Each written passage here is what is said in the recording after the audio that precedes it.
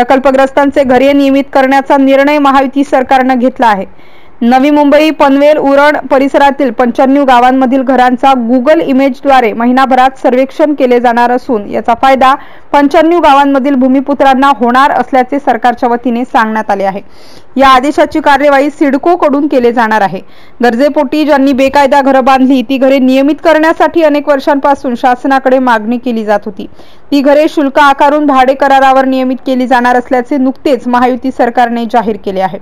बिगर प्रकल्पग्रस्तांना दुप्पट शुल्क यासाठी आकारले जाणार आहे, परंतु हजारो लोकांना आता घरे नियमित केल्यामुळे घरतोड कामापासून सुटकेचा श्वास मिळाला आहे।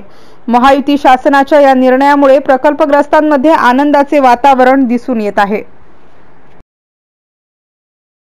नवी मुंबई, पनवेल परिसरातील प्रकल्पग्रस्तांची घरे नियमित करण्याचा निर्णय महायुती सरकारने घेतला आहे।